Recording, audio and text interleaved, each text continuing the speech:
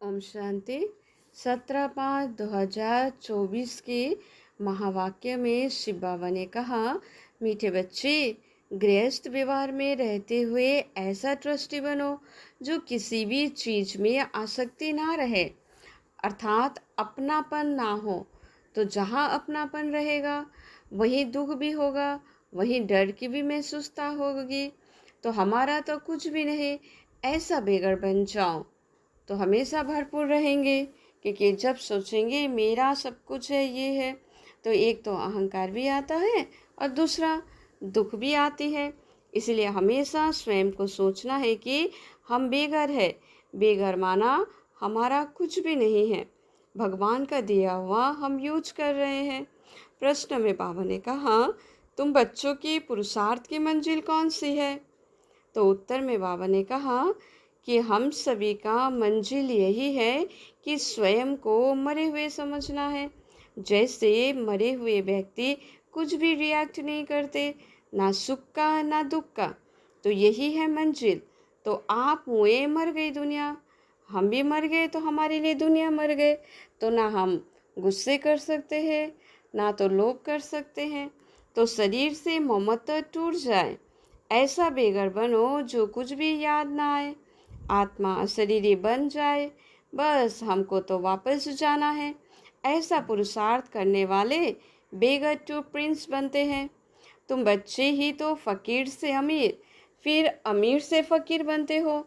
जब तुम अमीर हो तो एक भी गरीब नहीं होता है। ओम शांति। बाप बच्चों से पूछते हैं कि आत्मा सुनती है या शरीर सुनती है? तो सुनती तो आत्मा ही है ना, वो भी शरीर द्वारा। बच्चे लिखते भी ऐसे हैं, फलाने की आत्मा बाप दादा को याद करती है, फलाने की आत्मा आज फलानी जगह जाती है। तो ये जैसे आदत पड़ जाती है।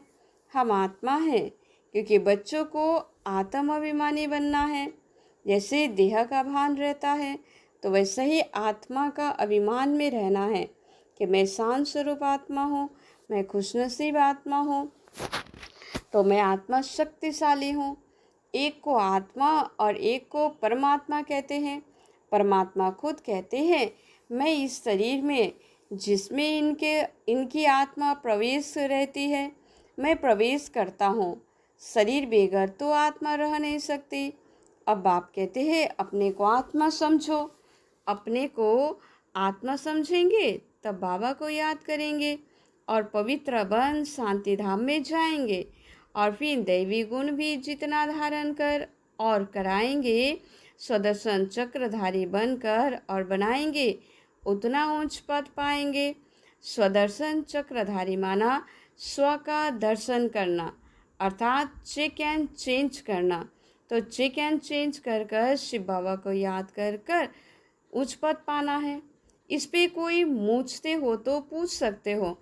मूझ ना माना हम सभी कंफ्यूज हो जाते हैं, तो उस पर पूछ सकते हैं। ये तो जरूर है मैं आत्मा हूँ। बाप बच्चों को ही कहते हैं जो ब्राह्मण बने हैं, दूसरों को नहीं कहेंगे। बच्चे ही तो प्रिय लगते हैं। हर एक बाप को बच्चे प्रिय लगते हैं। दूसरे को भल बाहर से प्यार करेंगे, परंतु बुद्धि में है ये तो हमारा बच्चे नहीं है। मैं बच्चों से ही तो बात करता हूँ। तो शिव बाबा भी आकर हम सभी मीठे बच्चों से बात करते हैं, क्योंकि बच्चों को ही पढ़ाना है। बाकी बाहर वालों को तो पढ़ाना तुम्हारा काम है। कोई तो झट समझ जाते हैं, कोई थोड़ा समझ कर चले जाएंगे। फिर जब देखेंगे यहाँ तो बहुत वृद्धि हो रही है, तब आएंगे। देखो तो सही, तुम यही समझेंगे कि बाप सभी आत्माओं व बच्चों को कहते हैं, मुझे याद करो। सभी आत्माओं को पावन बाबा ही बनाते हैं। वो कहते हैं, मेरे सिवाय और कोई को भी याद ना करो, मेरी अव्यभिचारी याद रखो तो तुम्हारी आत्मा पावन बन जाएंगे। मूल बात ही है पावन बनने की। 84 का चक्र समझाना भी तो सहज है। चित्र देखने से ही तो निश्चय बैठता है। इसलिए बाबा हमेशा कहते रहते हैं, म्यूजियम खोलो, जिसको भमके से दूसरों को भी समझा सकते हैं। तो मनुष्य को भमका खींचेगा, बहुत आएंगे। तुम यही सुनेंगे कि हम बाबा की श्रीमत पर ये बन रहे हैं। तो बाप कहते हैं मम्मी को हम याद करो और दैवी गुण भी तो धारण करो, ब्याज भी जरूर साथ होना चाहिए। तुम जानते हो हम बेगर टू प्रिंस बनेंगे, पहले तो श्री कृष्ण बनेंगे ना। जब तक श्री कृष्ण ना बने तब तक श्री नारायण भी बन ना सके। बच्चों से बड़ा हो तब नारायण नाम मिले। तो इस पे दोनों चित्र है। तुम ये बनते हो, अभी तुम सब बेगर बने हुए हो। ये ब्रह्म कुमार कुमारी भी तो बेगर्स हैं, इनके पास कुछ भी नहीं है। बेगर अर्थात जिनके पास कुछ भी ना हो। कोई कोई को हम बेगर नहीं कहेंगे, ये बाबा तो है सबसे बड़ा बेगर। इस पे पूरा बेगर बनना होता है। गृहस्थ व्यवहार में रहते अनासक्ति तोड़नी होती है। तुमने ड्रामा अनुसार आसक्ति तोड़ दी है। निश्चय बुद्धि ही जानते हैं कि हमारा जो कुछ है वो तो बाबा का है, तो वो आपका ही तो है, हमारा तो नहीं है। वो तो होता है भक्ति मार्ग। उस समय तो बाबा दूर था, अब बाबा बहुत नज़दीक है, सामने उनका बनना होता है। तुम कहते हो बाबा, बाबा के शरीर को नहीं देखना है, बुद्धि तो चली जाती है ऊपर निराकार के तरफ। भल ये लोन लिया हुआ शरीर है, परंतु तुम्हारी बुद्धि में है हम शिव बाबा से बात करते हैं। ये तो किराए पर लिया हुआ रथ है, उनका थोड़ी है। ये तो जरूर है, जितना बड़ा आदमी होगा तो किराया भी तो बहुत मिलेगा। मकान मालिक देखेगा, राजा मकान लेते हैं तो 1,000 किराए का 4,000 बोल देगा, क्योंकि समझेंगे ये तो धनवान है। राजे लोग कभी भी बोलेंगे नहीं कि ये तो जास्ती लेते हो, नहीं, उनको पैसे आदि की परवाह ही नहीं रहती है। वो खुद कोई से बात नहीं करते हैं, प्राइवेट सेक्रेटरी ही बात करते हैं। आजकल तो रिश्वत बेगर काम नहीं चलता। बाबा तो बहुत अनुभवी हैं, वो लोग बड़े रॉयल होते हैं।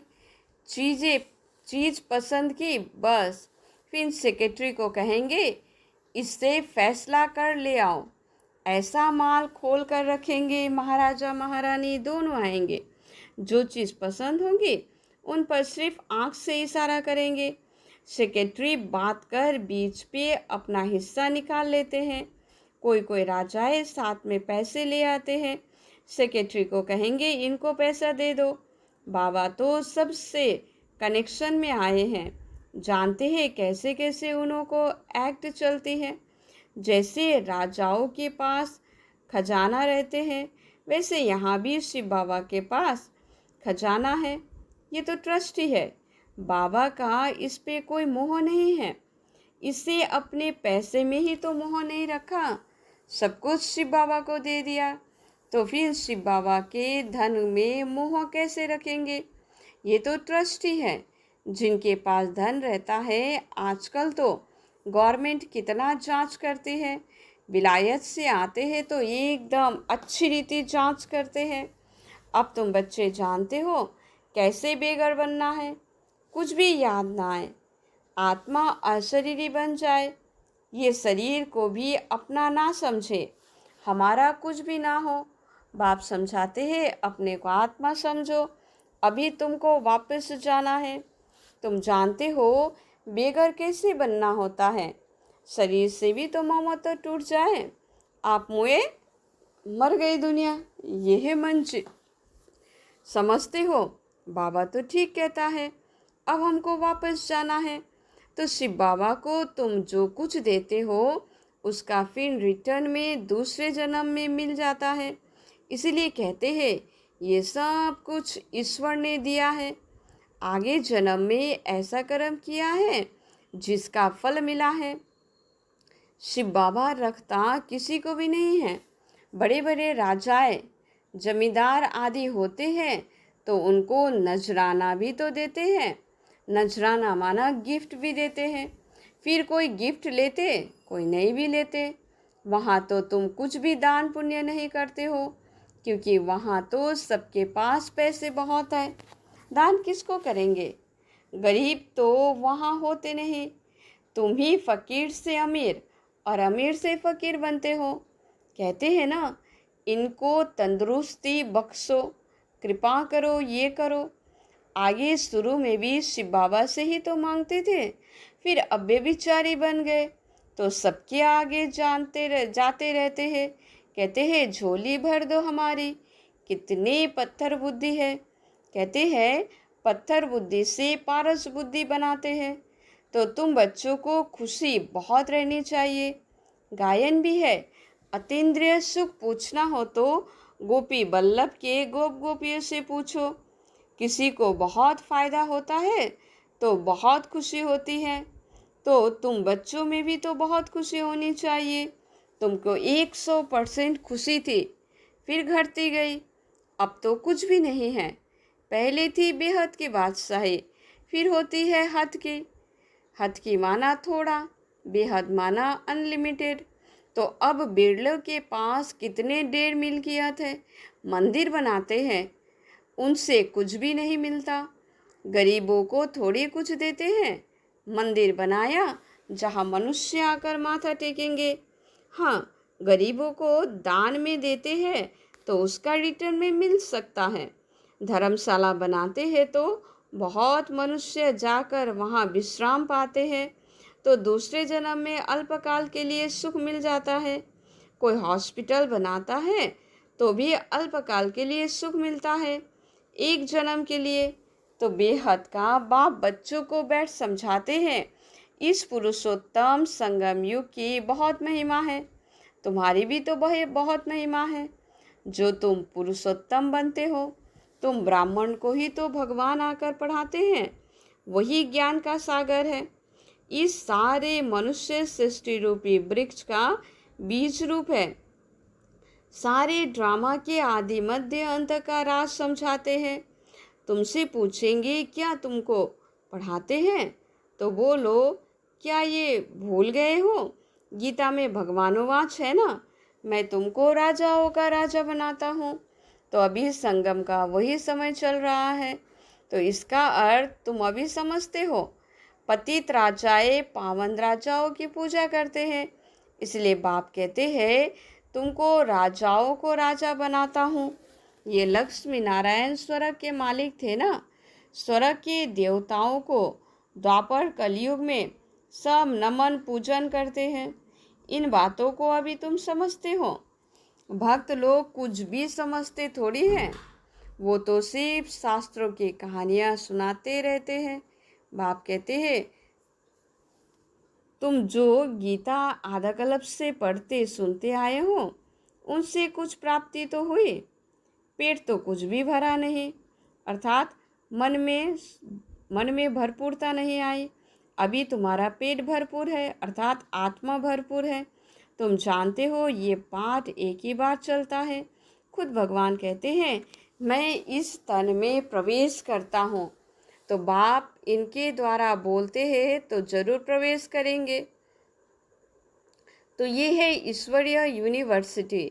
भक्त लोग समझते नहीं, अनेक बार सुना भी है भगवानवांश, क्योंकि गीता ही तो भारतवासियों का धर्मशास्त्र है। गीता की तो अपरंपार महिमा है। सर्वशास्त्रमय शिरोमणि भागवत गीता है। शिरोमणि अर्थात श्रेष्ठ ते श्रेष्ठ, पतित पावन सदगति दाता है ही एक भगवान, जो सभी आत्माओं को बाप है। भारतवासी अर्थ को समझते नहीं है, बेसमझी से सिर्फ कह देते हैं सब भाई भाई है। अभी तुमको बाप ने समझाया है हम भाई भाई हैं, हम शांति धाम के रहने वाले हैं। यहाँ पाठ बजाते बजाते हम बाप को भी भूल जाते हैं, तो घर को भी भूल जाते हैं। जो बाप भारत को सारे विश्व का राज्य देते हैं, उनको सब भूल जाते हैं। ये सब राज बाप ही बच्चों को समझाते हैं। अच्छा, मीठे मीठे सिकिलदे बच्चों प्रति माता पिता बाप दादा का याद प्यार और गुड मॉर्निंग। रूहानी बाप की रूहानी बच्चों को नमस्ते। धारणा के लिए मुख्य सार, अतीन्द्रिय सुख का अनुभव करने के लिए स्मृति रहे कि यही पुरुषोत्तम संगम युग है।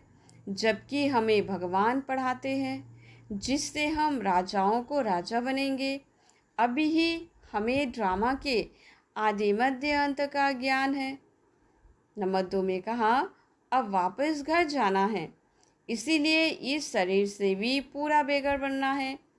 इसे भूल अपने को अशरीरी आत्मा समझना है। वरदान अर्थात आशीर्वाद। हम सभी को शिव बाबा दुआओं से, आशीर्वाद से भरपूर करते हैं। तो इसके सार में बाबा ने कहा, सदा संतुष्ट रहा, अपनी दृष्टि वृत्ति कृति द्वारा संतुष्टता की अनुभूति कराने वाले संतुष्ट मणि भव। अर्थात जो भी कर्म करेंगे उस पर संतुष्टता होना चाहिए। ब्राह्मण कुल में विशेष आत्माएं वो है जो सदा संतुष्टता की विशेषता द्वारा स्वयं भी संतुष्ट रहते हैं और अपनी दृष्टि वृत्ति और कृति द्वारा औरों को भी संतुष्टता की अनुभूति कराती है। वही संतुष्ट मणिया है जो सदा संकल्प बोल संगठन के संबंध संपर्क व कर्म में बाप दादा द्वारा अपने ऊपर संतुष्टता के गोल्डन पुष्पों की वर्षा अनुभव करती है। ऐसी संतुष्ट मणि ही बाप दादा के गले का हार बनती है, अर्थात शिव बाबा का प्यारे बच्चे बनते हैं, राज्य अधिकारी बनते हैं और भक्तों के सिमरन की माला भी बनती है। तो स्लोगन में बाबा ने कहा, नेगेटिव और वेस्ट को समाप्त कर मेहनत मुक्त बनो। अच्छा, ओम शांति। ओम शांति।